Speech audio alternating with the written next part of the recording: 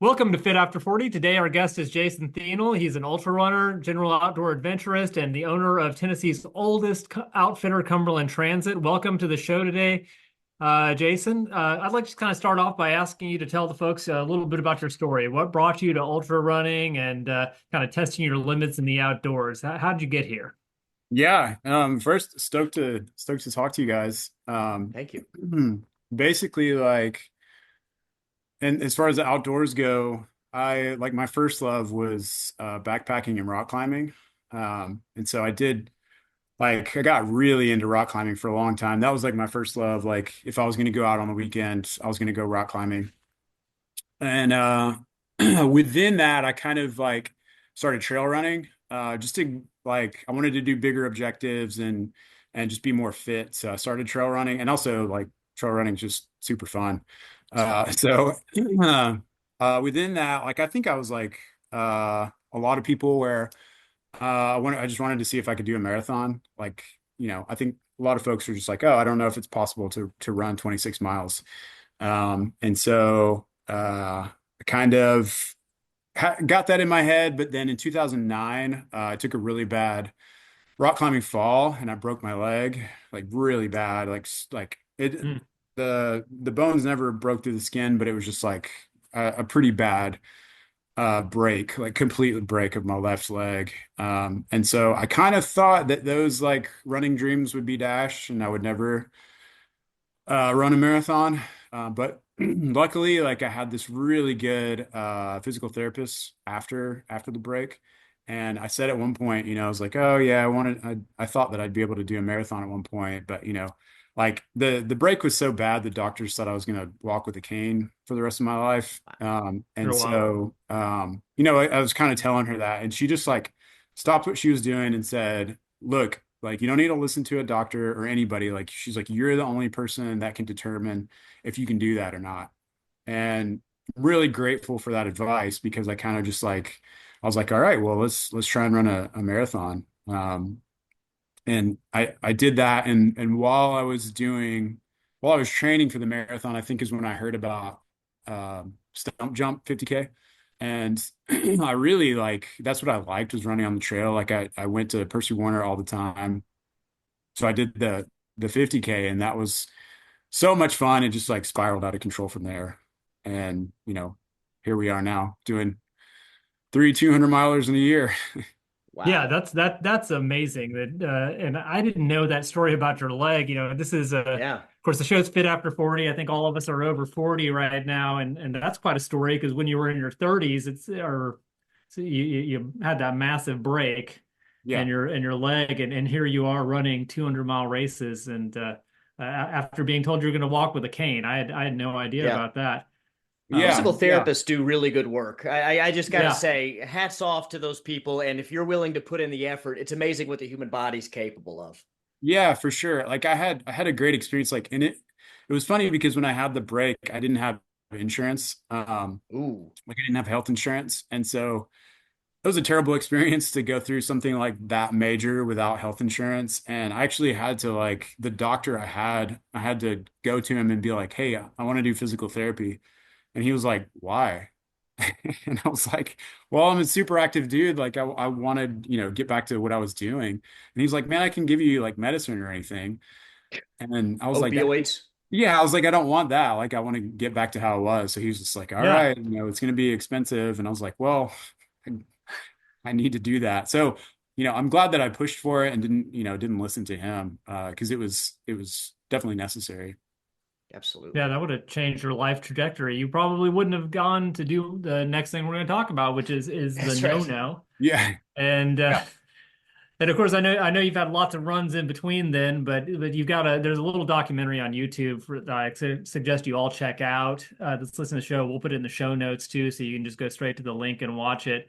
But it's about your attempt at the no-no. But I'm gonna let you tell everybody about what the no-no is Yeah. and Yeah. what that was like. Yeah. So, well, in 2018, I ran my first 200 miler, which was Bigfoot 200. And my buddy Jeff Davis told me about it.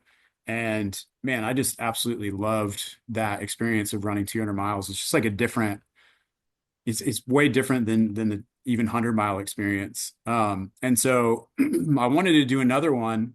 And in 2020, obviously like there was a lot of stuff that was canceled, and nobody Mhm. was really running any races. And so it looked like No Business 100 was going to happen. And so that race has always been appealing to me because it's one big 100-mile loop. Like Yeah.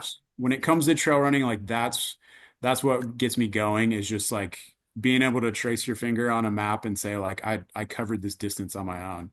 Like um races where you do loops over and over are great. But it's just like for me, it's just like it's covering that distance is what I really like. Mhm. And so I had agreed to, like, almost every year of No Business, I had agreed to crew and pace folks.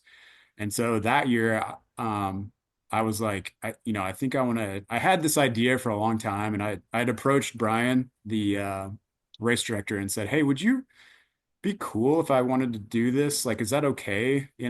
And he was just like, "Man, I don't care. Like, as long as you pay for the race, like that's fine." So my idea was that, because he gives a buckle away for if you do it in both directions.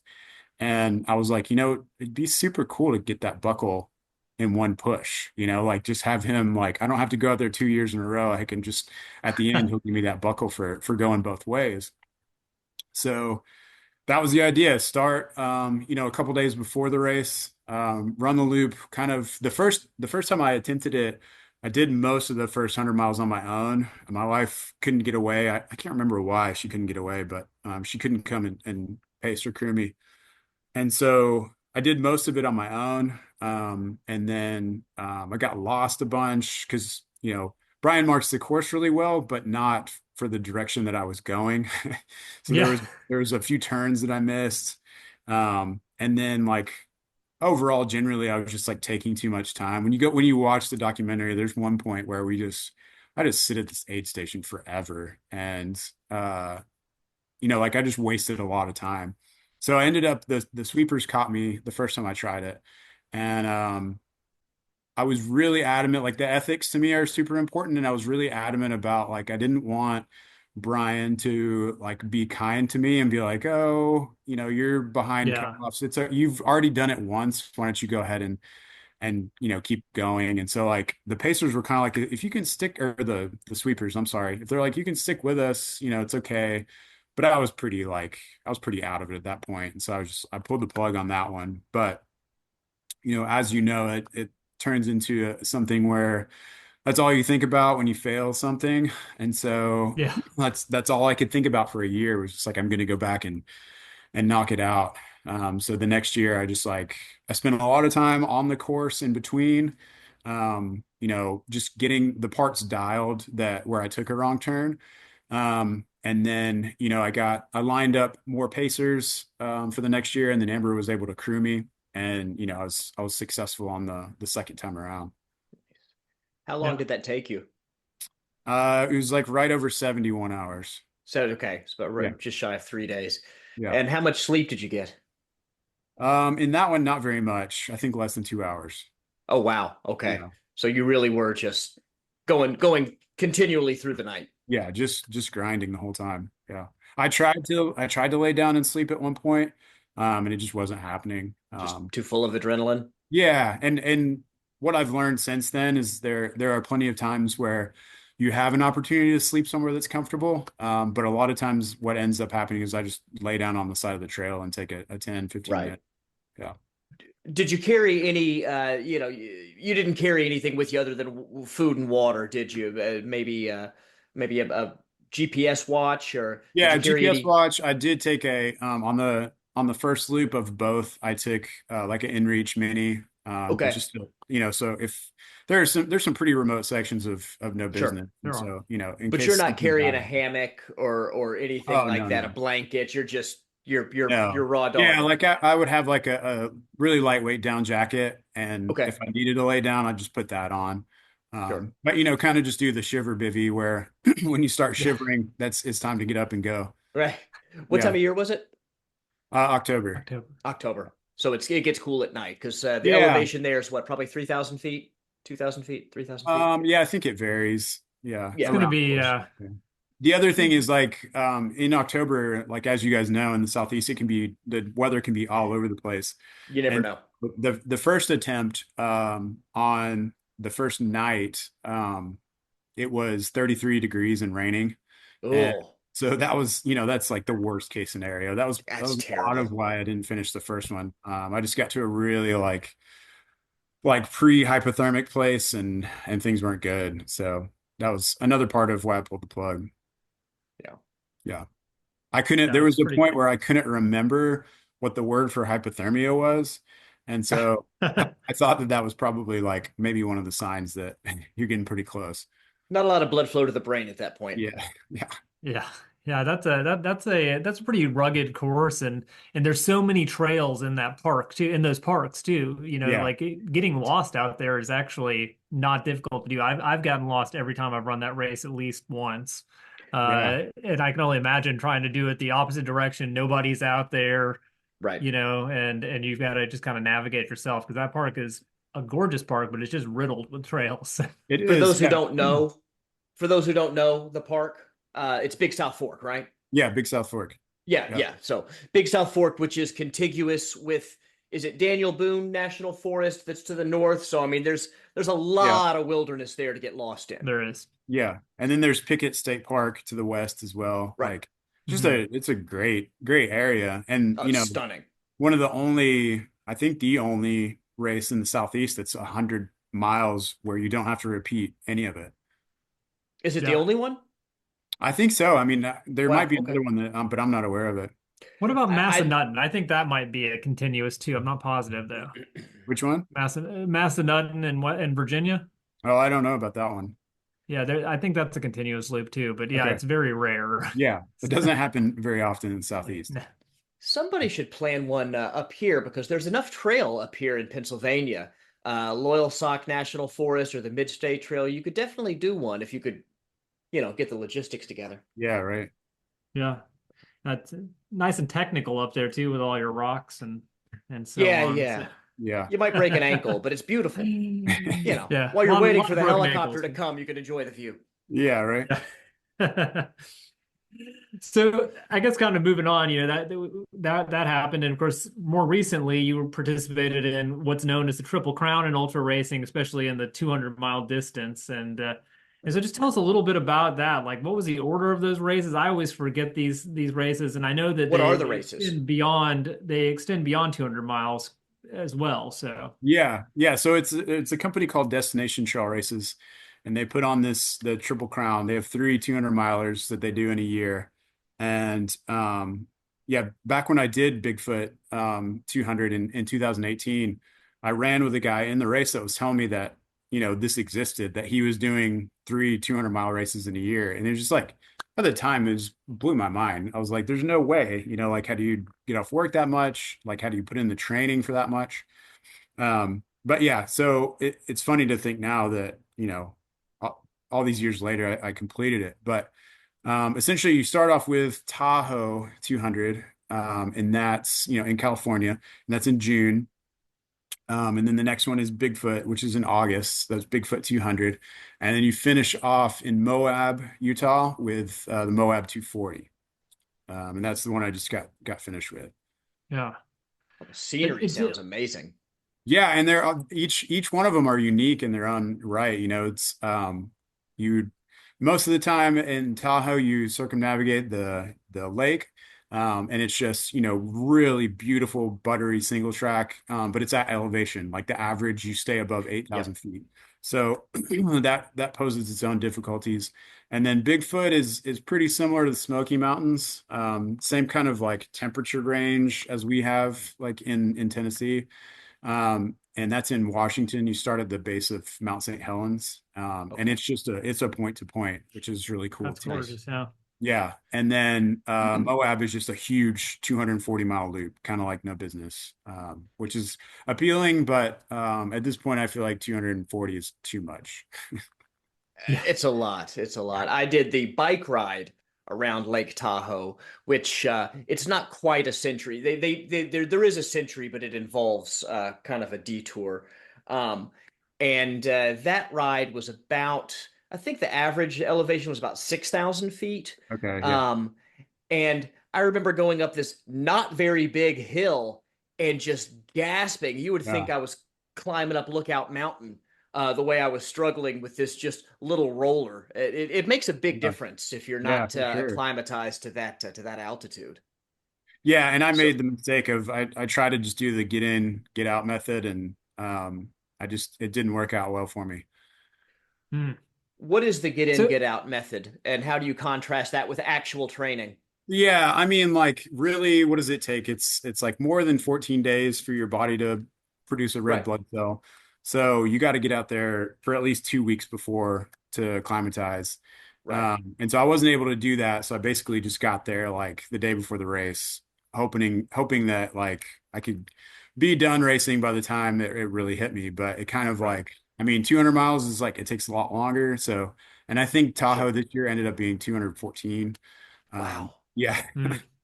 So anyway, after 100K, altitude sickness hit me pretty hard, and Mm, I really wanted to quit, but Amber but and you didn't. her mom came along to help crew, and they didn't let me, and they just kicked me out of an aid station, and they're like, "Keep going, dude." Nice. Yeah. Nice. Yeah. What was your training like? How do you train for a 200-mile run? Yeah, well, so in 2021 is when I started working with a coach, Ryan Okay. Anderson. And he and I kind of like just figured it out together. I think he knows a lot of the science and stuff. Hmm. But basically like did quite a bit of hiking. Okay. Just go out and just hike really fast. I tried Sure. to just really improve my hiking speed throughout this like training for these three. And then, they're all different. So I kind of did Right. specific things for each race. Like Bigfoot is like there's a lot of elevation gain. So I spent quite a lot of time hiking for Bigfoot. And then Moab is a lot more flat in most Hmm. places. So I did a lot more of just like full on running for Moab. Hmm. I think that's a skill that people just, and I never realized how important it is. It's such great ultra advice is like get a good fast hike. And I know people say it all the time. And I never really thought about it too much actually until a couple of weeks ago at No Business. And you saw me and I was blue hair in there and I was sitting Yeah. in the chair and I took off and it turns out I think it's my MCL. It just had a strain there, but it was like Yeah. stabbing. And Mm. I thought the race might be over to some degree because it hurt really bad, but I could still walk. And if you can get that fast walk in, you can actually make pretty decent time just Yeah. walking really fast. So Yeah. And if your pacer, David Mormon, is like the best hiker I've ever hiked with. He can hike so yeah, fast. It's amazing. It's he was awesome. great. He was great. Yeah. He kept me going all through the night.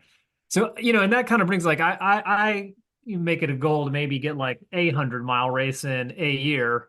Yeah. What's it like to cram three of these 200 plus mile races in a single year? I don't even know how, I mean, what's a How do you recovery have the like time? between doing that? Yeah. Yeah. Yeah. I mean, I'm not really sure. I'm not really sure like what like everything worked out really well for me. I think like this was a definitely a comeback year for me. I had a couple years of failure and defeat. And I mean at this point, like, I've been ultra running for more than 10 years. So I have a hmm pretty solid base.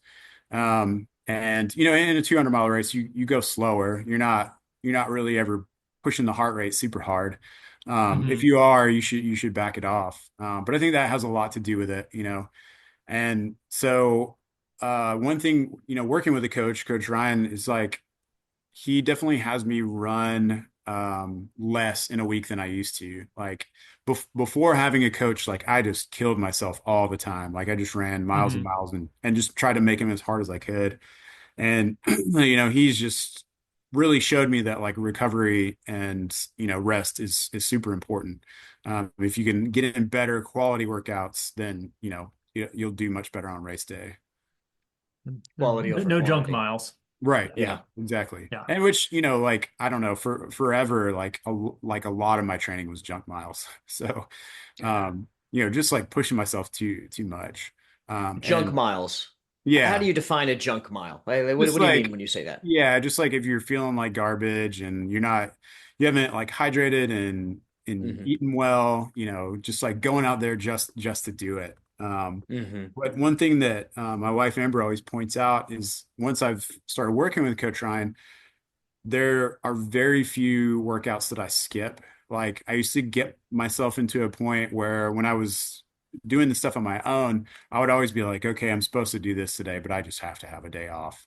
And Mhm. very rarely does that happen with Coach Ryan. Okay. It's a good point about coaches too. Yeah. They Yeah, keep you It is accountable too. Yeah. yeah. Oh yeah, for part of the. sure. Yeah, I mean that's a major thing. Um, so what was the recovery like on these races in between? Like how long or how long was it between? I mean, I know you had time between them, but like when you got done with running 200 miles to when you felt like I can go Normal. run again Yeah. even or normal. Like how Well, what's I the don't know if time? I'll ever feel normal again. Uh, Right. but really, like, basically, it's tough having to fly home a couple days after the race. Like that makes it really difficult because it's like Yeah. 2 or 3 days of just like walking really slow. It just beats spending Mm. that much time on your feet just really beats up your feet. So 2 or 3 days of like really just like kind of walking around like a zombie. And then I took about 2 weeks off of running after each race. And Mhm. then after that, just started like I would just build up basic. I think it was like I would do like 25, 35, and then get back up to like, 60 miles a week. That was like in between training. Uh-huh. Yeah. Yeah, I mean that's just the whole being out there that long too has to just Mhm. be, you know, in my Yeah. mind. And I kind of say like someone was asking me about this the other day about like how you mentally prepare for going and being out that long, and I was like every race you kind of like you mentally prepare for that distance and you don't want to go a step more than that. So like if I'm running a 50 miler, even if I'm trained to do a 100 miler, I Yeah. only want to go 50 miles that Yeah. day. If I'm running a Yeah. 100 miler, well, then I've got it in Right. my head to do that. But getting it in my head to be out there for multiple days, like, I mean, that's got to be a totally different middle preparation. Yeah, for sure. And my buddy Jeff that I was telling you about before, he kind of gave me some good advice, leading up to that. I was just like, you just need to be prepared to be out, right? And so a lot of my training before the races this year consisted of fast packing, like fast packing, Hmm. Yeah. just having like a very small backpack with like a quilt and maybe a pad. I went to in Savage Gulf. There's a little cabin called Hobbs Cabin that you can sleep in.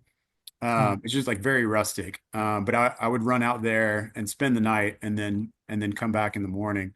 And it's just kind of like just being able to take care of yourself for a couple days and just Hmm. the stuff that you run into when you're having to like just completely take care of yourself. That's kind of what is important when I think it comes down to, 200 Hmm. miles. I miss Savage Golf. Such a Yeah, stunning Really, park. that's such a that's good a park. great Oh spot. man. One of my favorite places to go run around here. It's a nice close drive. It's Absolutely. easy from Nashville, it's It's a day easy. trip. It's a good, Yeah. nice weekend day trip.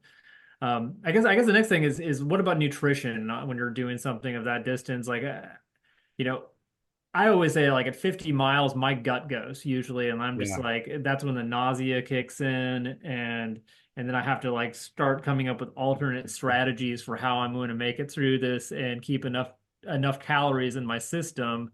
Hmm. But if you hit 50 miles and you're feeling that in a 200-mile race, you still got 150 miles to go. Yeah. So, That's no good. Yeah, I mean, definitely that was part of training. I trained my gut. There were definitely runs at Beeman and Percy Warner where I took burritos and ate Hmm. burritos on my run. I just put two nice. two big frozen burritos in the back of my pack, and after 3-4 hours of running, they would be almost room temperature. So just like trying to like get in, 300-400 calories an hour. So that way, like in the race, I could at least take in, 200 calories an hour. Hours an Hmm. hour. Yeah. Yeah. Yeah. Yeah. And then, within the race, I have an alarm on my watch that goes off every 30 minutes. Okay. I don't know that like every 30 minutes I get food in, but the goal is to get something in every 30 minutes, even if it's just like a big slug of water with electrolytes in it. but for the most part, Mhm. I was able to eat and drink the whole time. And then, roughly in a 200 miler, roughly 15 to every 15 to 20 miles, there's an aid station.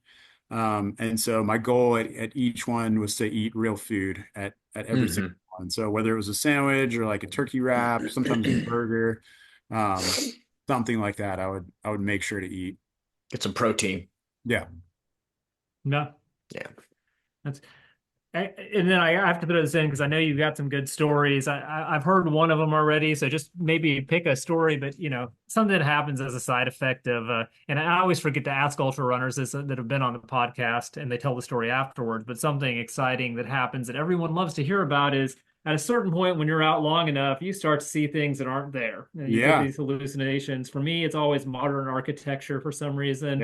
Yeah. But you've had some pretty wild ones as you shared with us. So just share a story about that. Yeah, I mean, you always kind of like when it starts to happen, you start to see structures in the woods. That makes sense with the modern architecture. Like Yeah. usually like I'll look over in the woods and see, a building or something, and then it evaporates within a few minutes. But as you get into like night two and night three, it starts to get a lot more elaborate and a lot crazier. Probably the wildest one I've ever had was at Tahoe.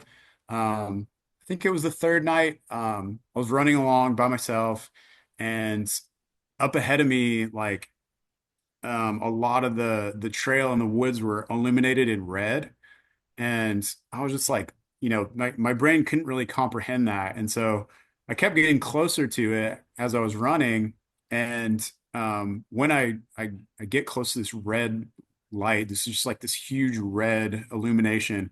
I come around the corner and there's like this cartoonish devil standing on the trail. And he was just like, groundskeeper Willie on the Simpsons. It was just like if you Yeah. if you could combine him and the devil, like he was still red and like had big horns, but he looked like groundskeeper Willie. And he had a broom and he was just sweeping up the trail.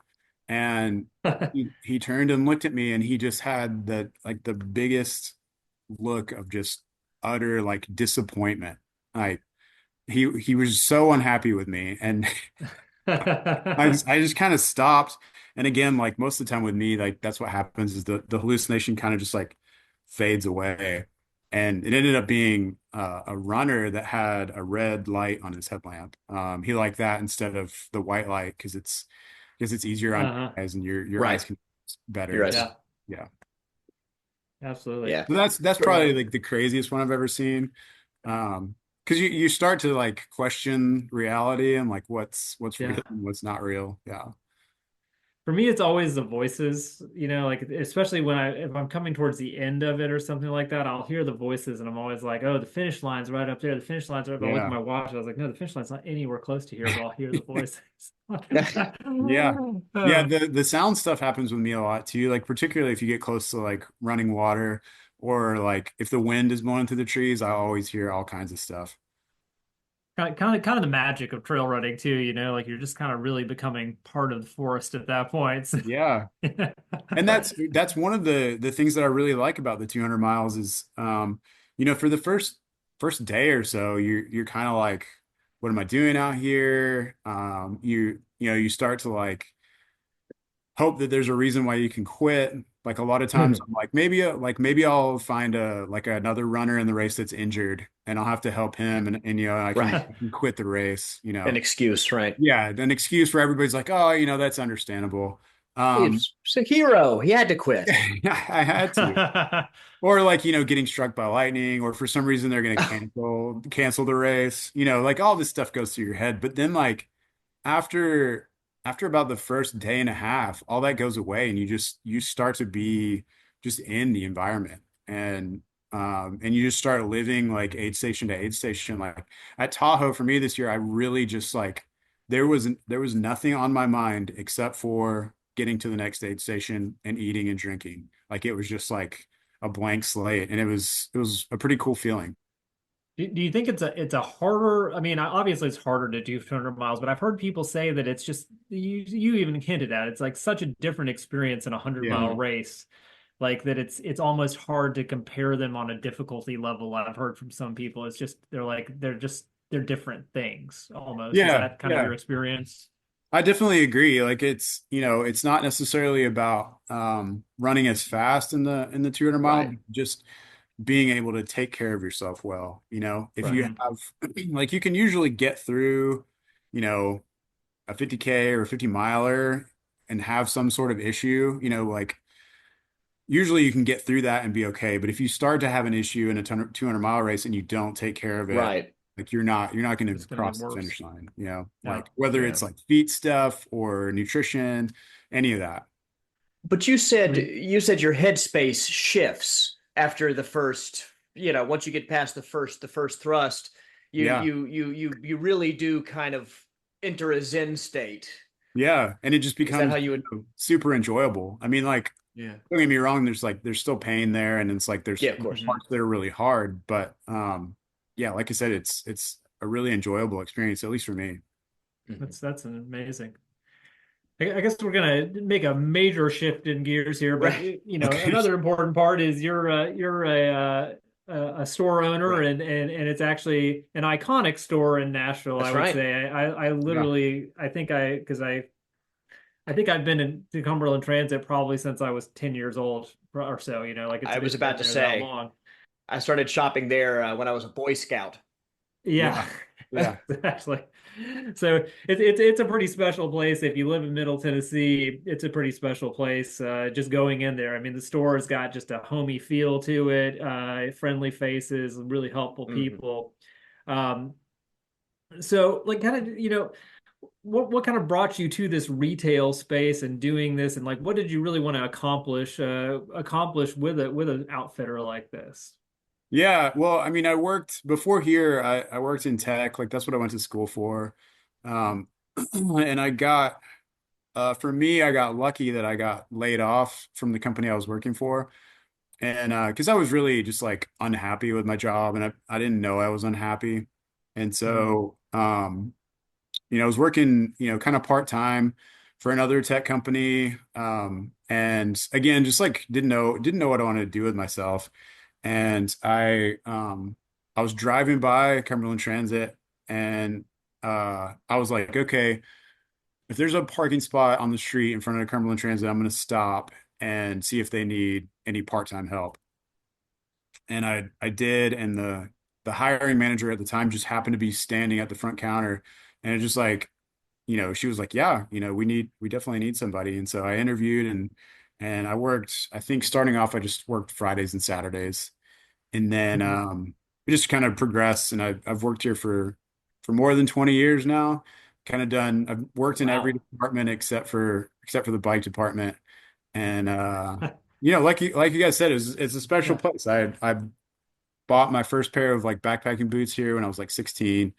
And I run into people all over the place, like in the world. If I have a Cumberland Transit hat on or shirt, they'll stop me and be Right. like, "Hey, Hmm. I bought my first bike there," Yeah. or I went to college at Vanderbilt and I used to go in there all the time. Like its reaches are all over the place. Like it's, if I'm recreating somewhere outside of Tennessee and I have a hat on, usually somebody's going to stop me Somebody and go to the recognizes it. store, which That is very recognize the cool. store. That's cool. Yeah. And so, for me, it was like Nashville's not necessarily like an outdoorsy town. And so for me, it was just kind of like a haven for like to promote this lifestyle and, you know, just like it has the look of like a lodge out west or an outdoor store out Hmm. west. And so it's just like it It has that does. that feeling of being in the mountains. And so like as I progressed here and as I, bought part of it, that's what I wanted to continue is offering that thing to people and just, Right. kind of being because Nashville's very transient. So there's a lot of people that come here from other places. And so I Right. want to be that for people. And also, everybody that works here over the years, they taught me about the outdoors and they taught me like all the things that I know now, all the All the super facets. valuable experiences. Yeah. That's And awesome. there's people in each department that can, give you little nuggets here and there. when you walk into Cumberland Transit too, I think it's probably the first store of its kind that I ever went to because I've been there so long, and it's got a smell about it. It's a good smell. It's a pleasant smell, and it's like That's this. good. It's this aroma that is just Cumberland Transit. I don't know if anyone's noticed it. I can almost smell it just thinking about it, and Yeah. I expect that from every store of its kind. That's fun. Yeah. For those who don't know, Cumberland Transit, they have they stock backpacking gear, running gear. They've got a full bike shop. They have kayaks. They have fly fishing. Whatever aspect of outdoor recreation you're into, Cumberland Transit can probably set you up. So I just a lot of people may not know the diversity of offerings that are available Yeah. there. It is kind of a Yeah. little And bit of everything. it's a strange name too. Almost daily, people think that we're like either a freight company or a bus Right. company. Yeah. That is funny. That's Yeah. funny. And you guys do offer certain kinds of clinics and workshops and trainings and stuff there. What's on the calendar for this year?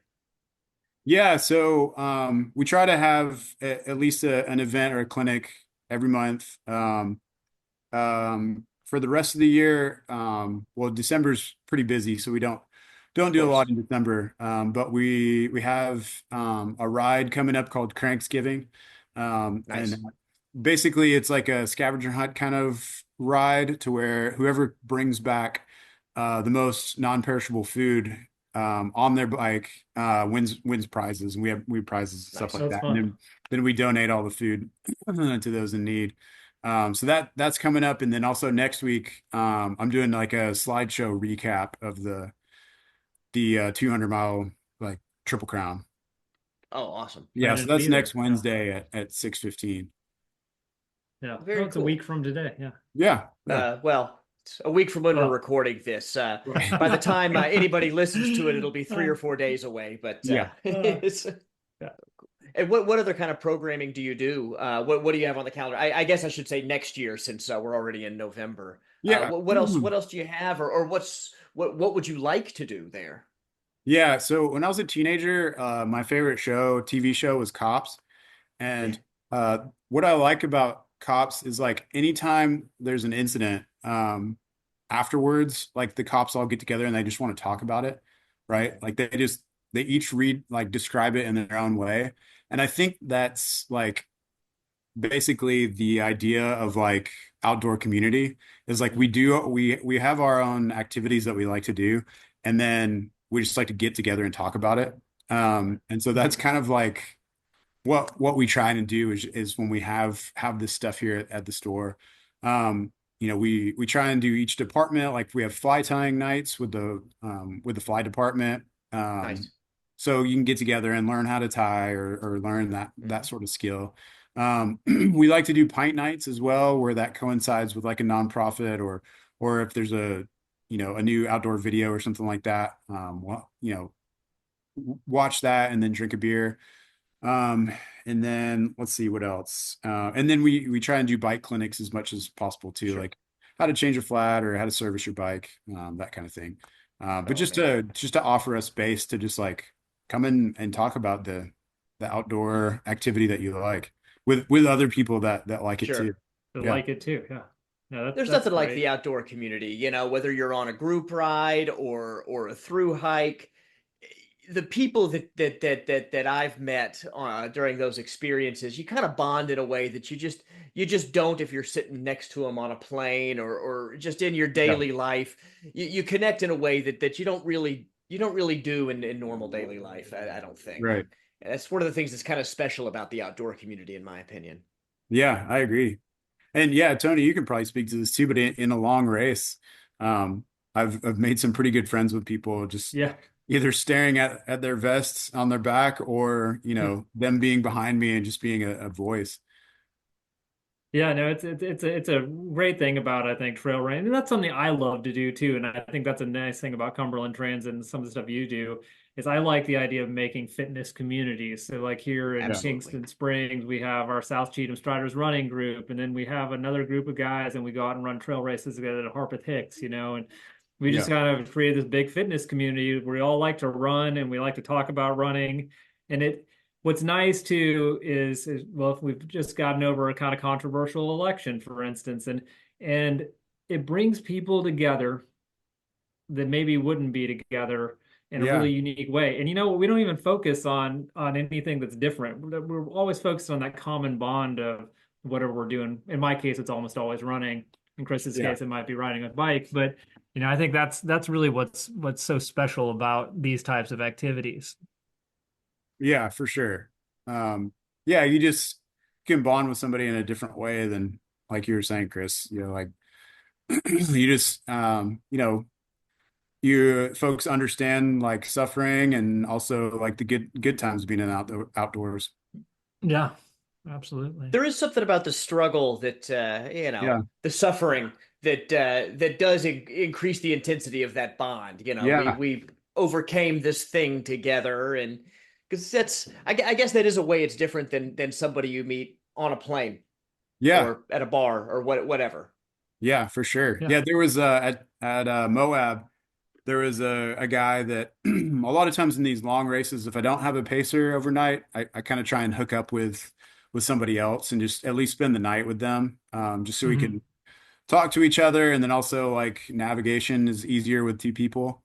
Hmm. But yeah, there was this British gentleman named Alex, and man, I really like to get in touch with him, but I haven't been able to find a contact because I didn't see him after the race. But we spent the first 2 nights together, and but we didn't spend the second day together. And when we came back together, I was like, man, I was like, I'm really glad we didn't hang out today because I was in a terrible mood all day long. And he was like, I was too. He's like, it's good that we separated. And then at night we came back together and we're able to kind of just talk about how terrible the day was. And it was like definitely a bonding moment. Yeah. Yeah. Commiserating over the miseries Yeah. also. The visitor or the It's mysteries, cathartic, exactly. right? I mean, Yeah, it's therapeutic in a way. for sure.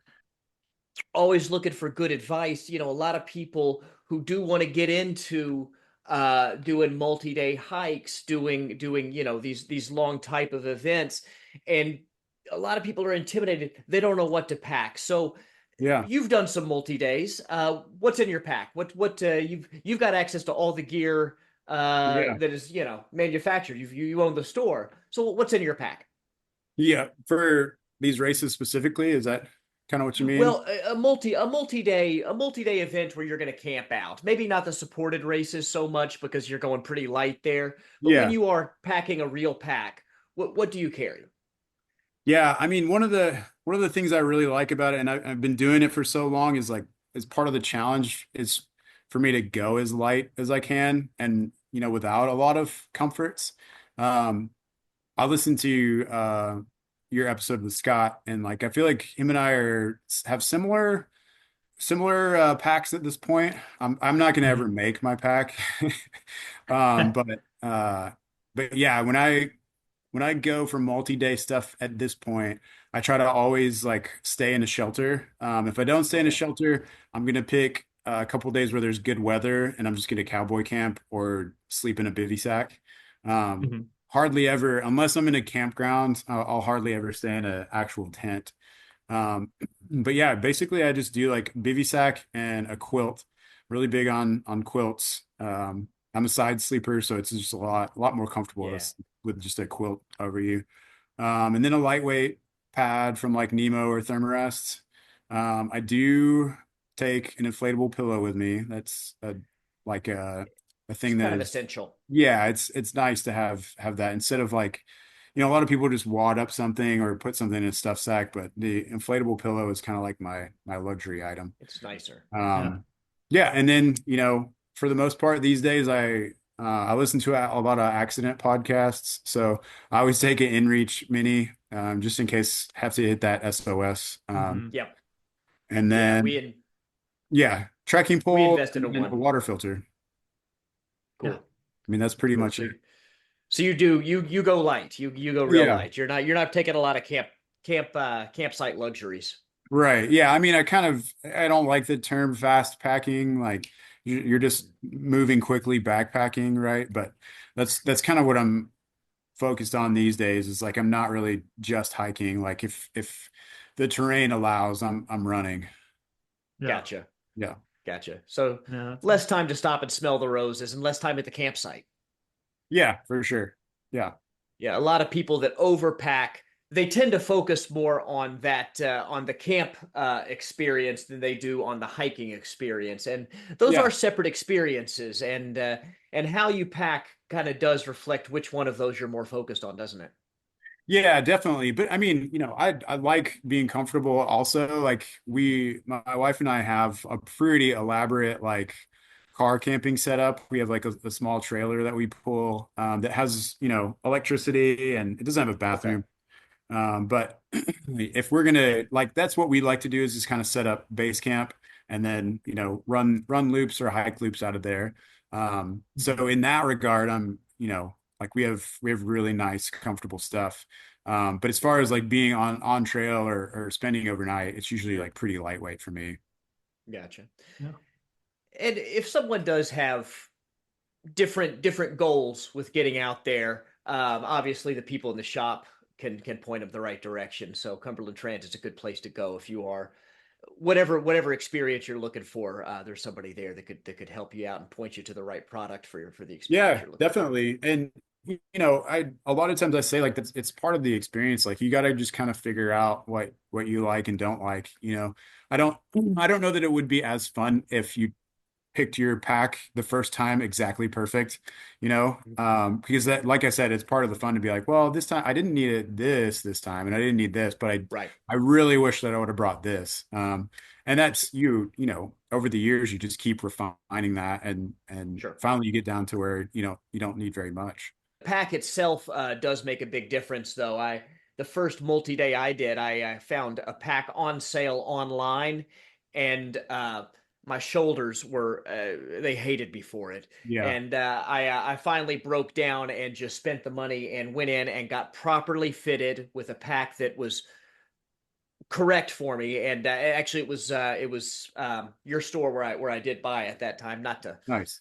Not to just keep plugging the store, Oh, but I and I appreciate it. did. I did. But I That's where I mean, bought it. there, I bought my house spray there. there's certain things that, like a lot of people say, like you spend a lot of time on your mattress at home, so that's Sure. something that you should spend a lot of money on. And Invest in. there are certain things for an outdoor experience that you need to spend a lot of money on. Like you Yep. need to have Mhm. a good quality pack.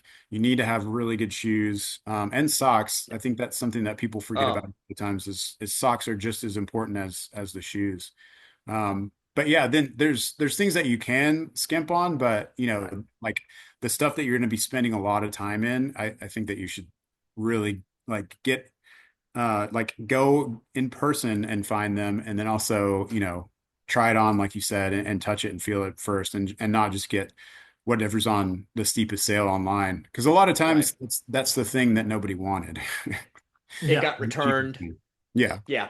yeah, No, I exactly. mean, That's yeah, right. good gear is like really does make an experience. Like, I mean, I know people get a little too hung up on gear, but like if They you do. like, like, and obviously like I have some that would say have a little bit of a shoe obsession. Okay, well maybe I do, but at the same time, it's a like when you want to be as comfortable as possible out when yeah, you're doing these things, and you want to have the things that just fit you the right way. And if they don't, then that's going to be that one thing that just nags you the whole time. yeah. And that can actually start to become your downfall. So it is so Right, important to yeah, get it right. yeah. And you So may end up replacing it, so you end up not saving any money by being cheap because yeah, you buy it Exactly. twice. right. When I bought a couple of $100 packs before I actually went out and bought, I don't know, 300 or 400, but a high end one. Yeah, But I haven't had to replace it since, and I've been using it for almost 10 years. nice. Exactly. Seven, Really. 7 or 8 years anyway. Been a Yeah. while. So the last question I would really like to just ask everybody that comes on here, especially people that are athletes, it's not necessarily so much when we have a physician on or something like that. We hope they're wise just to save your life. But I do like to ask people like just kind of what their why is. And we've kind of gone through some of it, but there's just something special for me about the types of things that we all like to do out there. And what's your why? What's your driving factor? What's the thing that gets you out there every single time, even on the days you don't want to be out there? Yeah, I mean, I get asked this question a lot, and I think the answer is just like I'm still trying to figure that out. Like I think in Yeah. a lot of ways, like I'm just a big kid that didn't grow up, and I just like to be in the wilderness of the mountains, Yeah.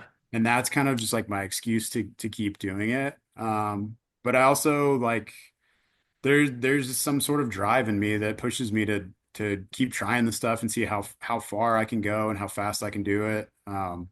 And I don't know exactly what it is that is pushing me to do that.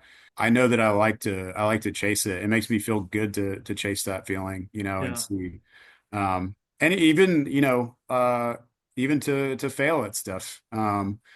There's, you know, from my rock climbing background, there's like a saying that if you're not falling, you're not trying to climb hard enough, right? Not pushing yourself. Yeah, and so like no one necessarily says that in ultra running, but I think that we should get there more often. And another thing Yeah. that I say along with that is there's like different terms for the way you climb a route in rock climbing. Like one of those would be if you just walk up to a route, you don't know anything about it, you don't know any of the moves, and you climb it to the top without falling. It's called on-sighting. And that term doesn't really fall into ultra running that much because a lot of these races that we do, when you walk up to the course, you don't know anything about it. And Yeah. so like that's a different aspect of like on-sighting the route because you've never touched it before. And some routes are easier to do that than others. But you know, sometimes it takes a couple times to go back and try it again and work out what you did and figure out Hmm. why you failed. And again, that's just part of what I like about the whole process, you know. And that's a really good way to think about it. A popular term is talking about people doing what's called a masogi, which is some activity that really presses yourself, and you have like a 50% chance of failure at it. Yeah. But it's that just testing of the limits, like you want to test your limits out there, and then if you fail, that's an awesome way to think about it. That's just a way to like go back and like reassess, and that's a lot of the fun there too. Yeah. Yeah, and you know, it's really frustrating with ultra running because if it's a race, then you have to wait a whole year A to try year. it again, right? Whereas, you know, with rock climbing, you just be like, I'm going to come back next weekend and try it, you know, or even Yeah. the next day. And that's why, like, that was part of like what I was trying to um, figure out within myself with the no is like that course for no business always exists out there. Like you can go do it whenever you want, right? And Mhm. so I just wanted like the yin and the yang of like doing it by myself and then showing up for the race and having everybody there to support me. And I think that was just like that made it like even a cooler experience, you know, to see it Yeah. like by myself and like what if you were just going to go out there and do it on your own and then like because I always say like Brian the race director and Shelly they create an event out there and it's It, really special, you know. It's a much better experience than doing it by yourself. I bet it is. Yeah, I Absolutely. imagine. Well, Very cool. Well, thanks for taking the time to speak with us. yeah, of course. Hey, Yeah, this was anytime. fun. Yeah. Very good. that's a And really good talk. I appreciate you coming on the show today, and absolutely. look forward to my next trip to Cumberland Transit. Yeah, come on Absolutely. in. Well, Yeah, thanks for having me, guys.